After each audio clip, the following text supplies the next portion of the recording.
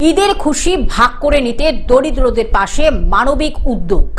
ঈদের খুশি ভাগ করে নিতে দরিদ্রদের পাশে মানবতার বস্ত্র এবং খাদ্য সামগ্রী বিতরণে মানবিক উদ্যোগ। পবিত্র ঈদ উল ফিতরকে সামনে রেখে অসহায় ও সুবিধা বঞ্চিত মানুষের মুখে হাসি ফোটাতে প্রশংসনীয় উদ্যোগ নিল স্বেচ্ছাসেবী সংস্থা মানবতা। বুধবার বেলা 11:30 জেলার ঢোলা থানার অন্তর্গত লক্ষ্মীনারায়ণ ঈদগাহ প্রাঙ্গণে আয়োজিত হয় বস্ত্র ও ঈদ সামগ্রী বিতরণ কর্মসূচি। এই কর্মসূচির আওতায় এলাকায় প্রায় 1.5 শতাধিক অসহায়, দুস্থ, বিধবা ও প্রতিবন্ধী মানুষের হাতে নতুন বস্ত্র তুলে দেওয়া হয়।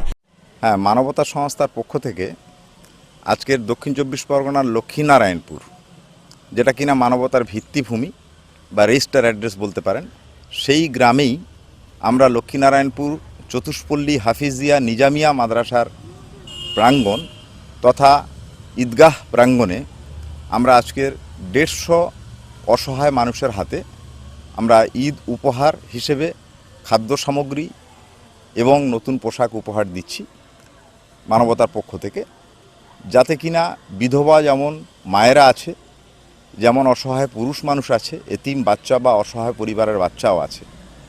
মানবতা সারা বছরই লাগাতার মানুষের পাশে থাকার একটা আপ্রাণ প্রয়াস চালিয়ে যায়, যেখানে রমজান থেকে শুরু করে ঈদ থেকে শুরু করে বছরের যে বিভিন্ন জায়গায় যে ডিজাস্টার হয়, বন্যা, নদী ভাঙন কিংবা অগ্নিদগ্ধ, এই সমস্ত সময়, এমনকি বর্ষাকালে প্লাবন অধ্যুষিত এলাকায়, নদী ভাঙন এলাকায় আমরা মানুষের পাশে থাকার চেষ্টা করি।